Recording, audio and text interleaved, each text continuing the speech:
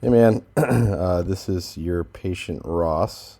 Definitely an exciting case. The first thing I would do is I'll do it for you just to get it going, but have them revert back to how can we do this? Please create plan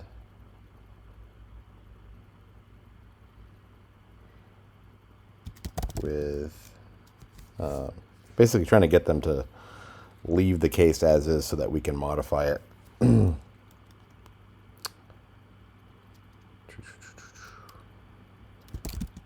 following.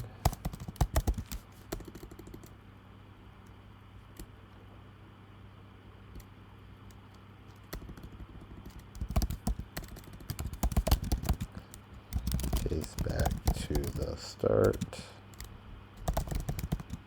to the initial setup, and then make the following changes. So this will get them to make a CLIN check heading in the right direction. So as with all cases, I want to know where the incisal edges are. So that's kind of step number one. I did see you did a PowerPoint with some mock-ups of the kind of the spear mock-ups, and that was good. But let's take a look at his repose photo. He's showing a lot of teeth here during repose, so I wouldn't want to go any longer. I don't think we would do that, but that's good to know. We get that information from this. If anything, he's showing too much. But when he smiles here, if we shorten these teeth, we're going to create an occlusal plane that's has a reverse architecture to it.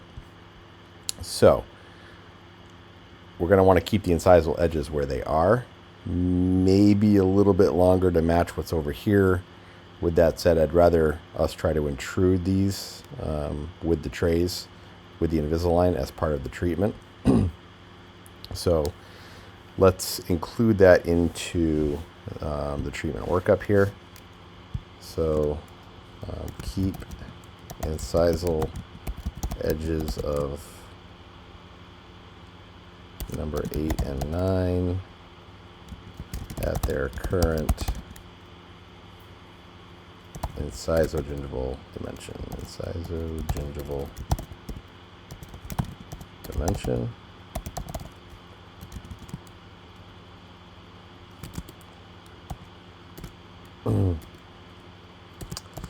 Using the established incisal edge of number 8 and 9, please level upper occlusal plane accordingly.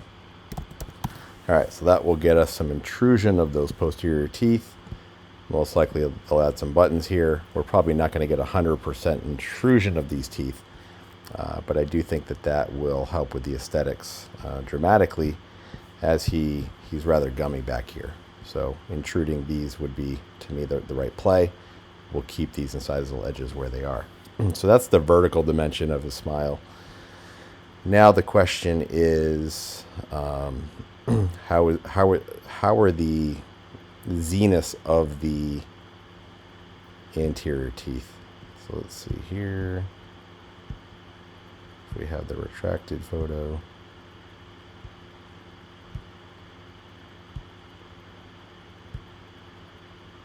So again, we're starting with the upper arch. There we go. All right, we're starting with the upper arch to try to get some sort of semblance of how his upper social six are going to be set up, and then we establish the case from there. So if we keep the zenith here, we're going to have teeth that are they're going to look kind of funny. So what we're going to want to do is mesialize 8 and 9 by a certain percentage. And part of this is going to be by feel and just appearance. We definitely could make some measurements on what would these teeth be in an ideal situation. Yeah, we definitely could do that. I'm not necessarily set up to do that right now. Let's just do it. So I want to walk you through how I would think through this. So let's go over to the grid. What I'm trying to do is get a sense of how to make ideal number 8 and 9s. So it looks like we have 2 millimeters, 2.4 millimeters of space between the two. So what's the normal width of a central incisor? It's 8.5 millimeters. So let's just get a sense of where we are now. So 1, 2, 3, 4, 5, 6, 7, 8. So we're 8 millimeters wide. Again, the average is 8.5. They look narrow to me, but that might just be due to the fact that he has the space here. So what we're trying to do is get a sense of how much space do we want to leave in the middle, which is dictated by two things. It's dictated by the size of the tooth and where the zenith needs to be in this dimension right here. There also is some influence on the spacing of the other teeth, but we need to start somewhere, and let's start with the central incisor. So another part of this, not to confuse you, but this is what needs to go into an aesthetic workup, is the width to length ratio. So if he's 8 millimeters wide, what's a normal average incisogingival length of a central incisor? 10.5 to 11.5 millimeters. Let's see where we're at. 1, 2, 3, 4, 5, 6, 7, 8, 9, 10. So we're a little bit below average on the height. We're a little bit below average on the width. What this means is we don't have a whole lot of room to make these wider. So I would try to get this zenith over as far as I can. In other words, try to close this space as much as you can without creating too much space discrepancies over here. So there's another formula, the golden proportion, which is 1.6 to 1 to 0.6. So as you can see, there's lots of different ways for us to assess where these teeth need to go. Balancing them and figuring out what is optimal just comes with time. But what I would say here is if we have them mesialize both 8 and 9 by 0.75 millimeters, I think we're going to be in a pretty good spot. That's just me spitballing on what I think is right. We're never going to get 0.75, so let's do 1. So mesialize number 8 and 9 by 1.0 millimeters. Leave resulting diastema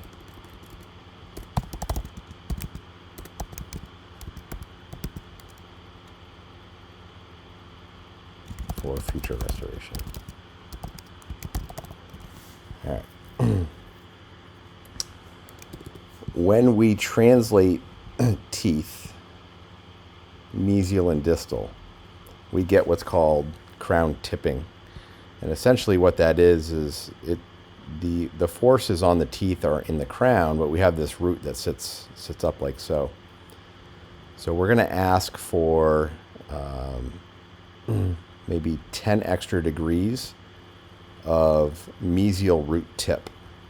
And essentially what that's going to do, they're going to create a moment of force this way on this tooth and this way on this tooth, so that as they are translating the tooth mesially towards the midline, there's additional torque applied to the root through a moment force. So we're going to say add 10 extra degrees of mesial root tipping on number 8 and 9 to support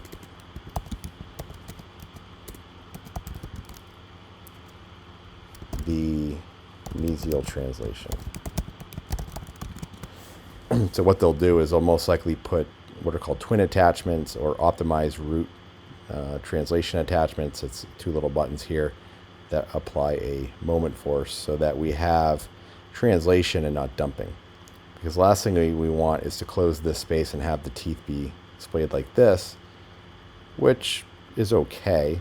We can still restore that, but the periodontium is not going to be as healthy as if we try to translate both the crown and the roots. So that's number 8 and 9. I think that's going to optimize, really where things are at. Here we have a millimeter, mesialized 8 and 9 by 1 millimeter. I should probably put each, leaving the resulting diastema for just to be as clear as I can. Again, I get the 2.4 right here. So if we close 1 millimeter on each, then we're going to get 0.4 left over. That might be too much. We're going to want to watch this case as it unfolds, and we may actually open up the space during a refinement. But I'm pretty happy with this program right here. Then we have the additional root tipping. The last dimension that we have to account for on the upper anterior teeth is the axial inclination in a buccolingual manner, which controls the overjet, which is why we have Chantel take this image. Yeah, so you can see these teeth are rather uprighted. So when the technicians are programming the movements of these teeth, we're going to want to have them procline them, because we have very little overjet. How do we know that? That's why we started having Chantel take these diagnostic photos with articulating paper. When we see marks on the anteriors of lower teeth, or really any marks on the lower anterior teeth, we know the patient has a restricted envelope of function. Whether or not that's contributory or not is suspect, but we're definitely going to have some unraveling of the lower arch. So we're going to really want to have these teeth proclined forward. So here's how I would program this. Please create 1 millimeter of overjet at the conclusion of treatment.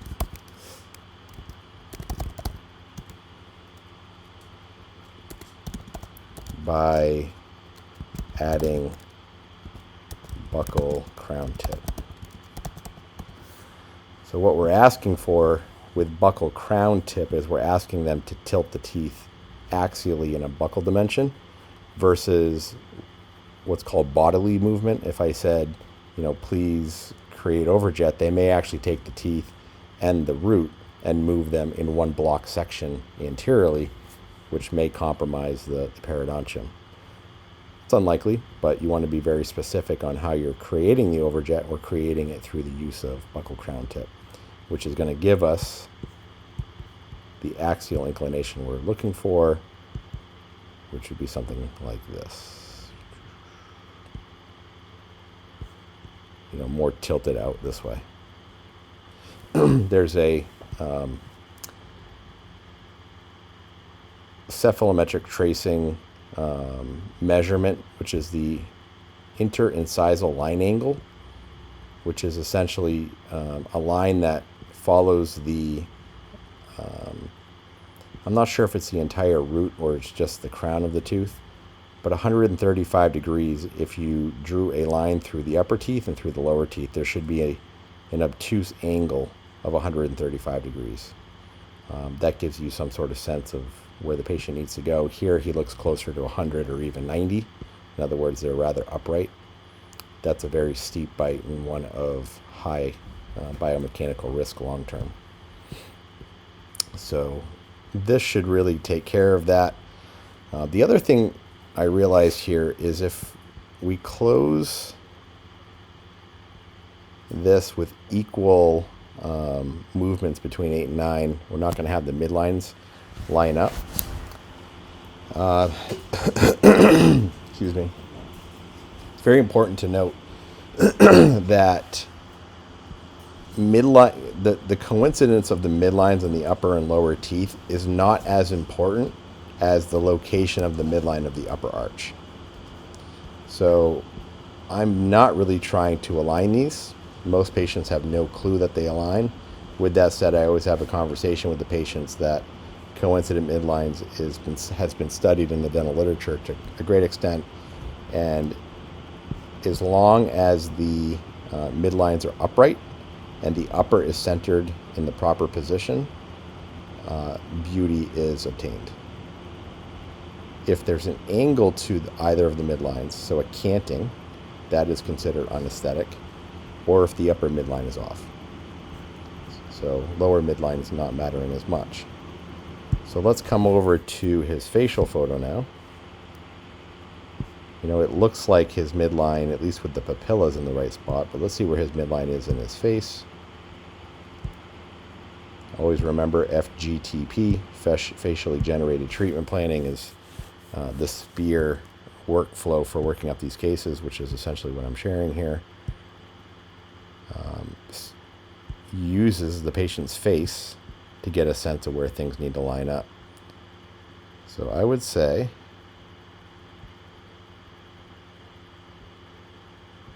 that his upper midline, at least between the teeth, is correct and his lower midline is off. So he's probably got some sort of maybe a deranged joint on this side, which is causing a midline shift. Definitely something that may or may not be contributory. It's possible if we put him in centric relation that the midlines would align as the condyles are seated. But you can imagine if you have a slipped disc on one side or an anterior disc displacement on one side and not the other, you're going to have an asymmetrical midline. So most people, I think it's 95% of people, do not have coincident midlines for these reasons. So, moral of the story, I say we stick with his current midline as the treatment position. So we're going to stick with this. Let's just say that we actually liked his lower midline, then we would tell the technicians to move this tooth more than this tooth to get a midline closer to this midline here. So we've now idealized the position of 8 and 9 in pretty much all the different dimensions. Now let's take a look at what 7 and 10 are going to look like.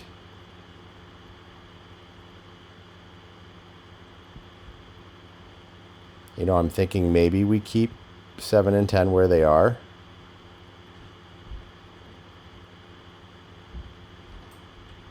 Now I'm starting to look at the relationship of the canines because we want to have canine rise, so we want to get those aligned.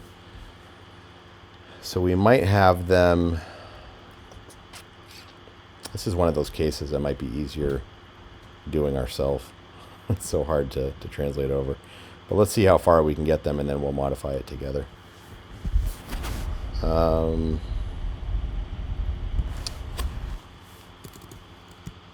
I'm not sure if this is correct, but I'm thinking the right play is to close all the spaces in the lower.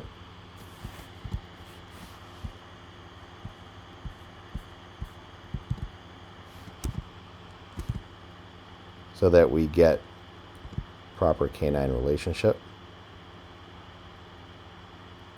It's possible that we want to keep, we never want to restrict the patient's tongue space. That might be what his body's calling for. Let's look at his airway.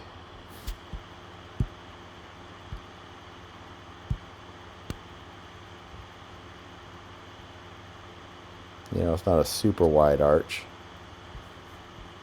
Just to get a sense, let's measure that.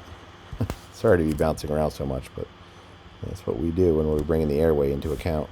So an ideal airway is 38 millimeters intermolar width. So we have 10, 20, 30. He's got 37. So he's got a pretty wide arch.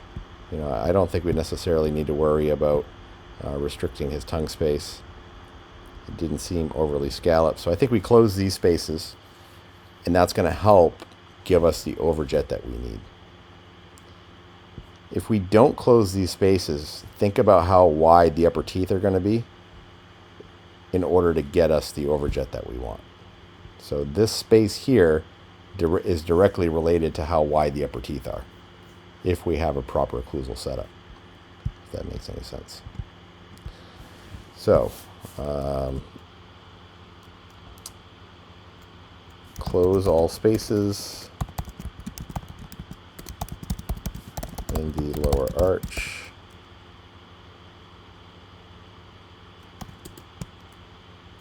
Flatten the lower occlusal plane.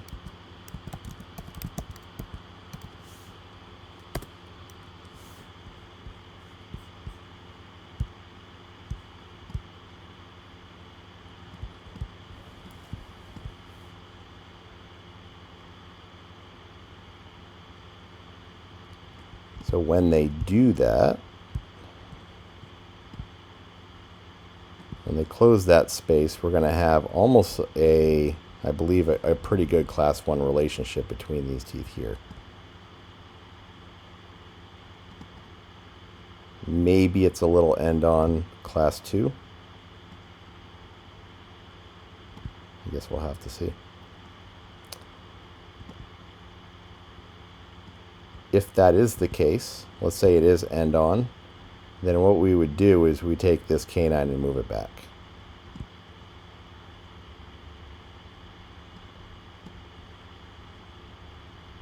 But frankly, I like where the canine is. I like the space here. We close that with a veneer.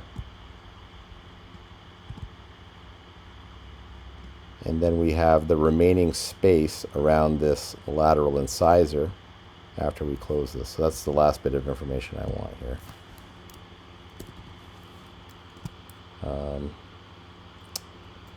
Equalize the space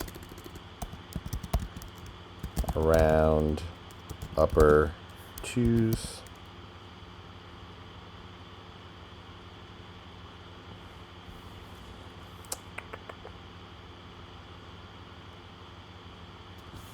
So basically what I'm trying to get them to do is the millimeter they use to close this space, I want them to put 0.5 and 0.5.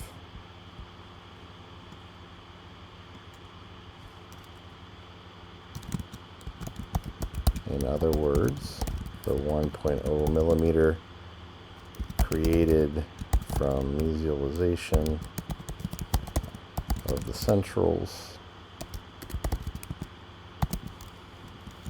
should be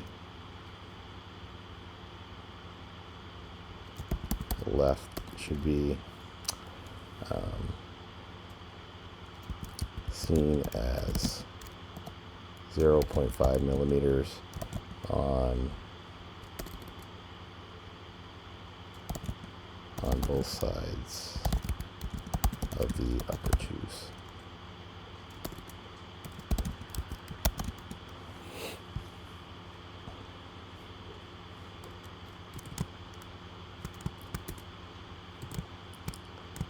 Leave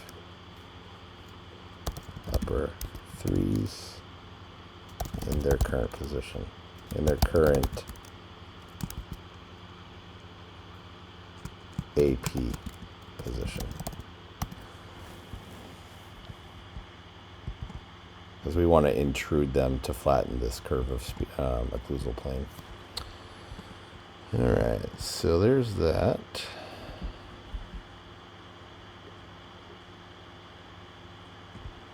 Close all spaces in the lower arch, flatten occlusal plane.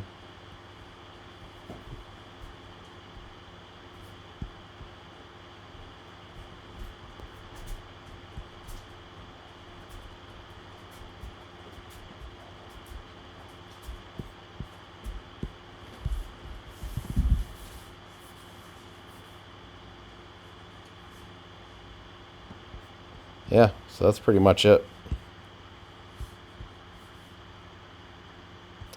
No actions available.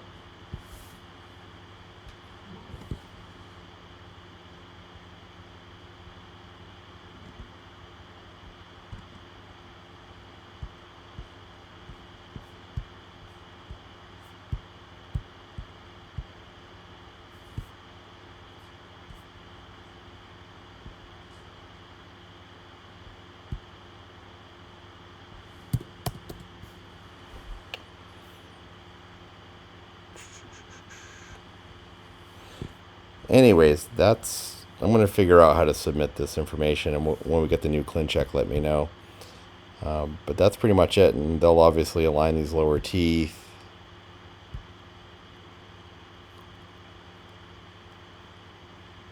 If we have, the deep bite that we have here, we could resolve by uprighting the lower posterior teeth.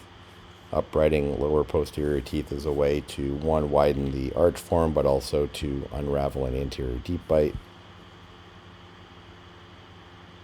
We'll definitely want to improve upon this when we get everything dialed in.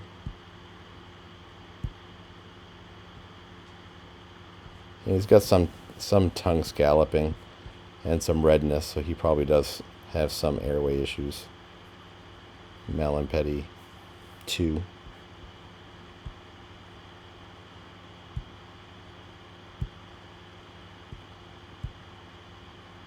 Yeah, other than that, it's going to be a cool case. I think optimizing the spacing here for veneers is absolutely the right play.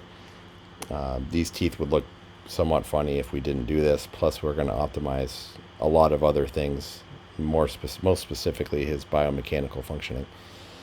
So I'll work on the ClinCheck thing and let you know if I need anything, but keep your eyes out for the modification, and once we get that, we will do changes with the modification tools, and we should be good to go. All right, man. Hope this helps. Take care.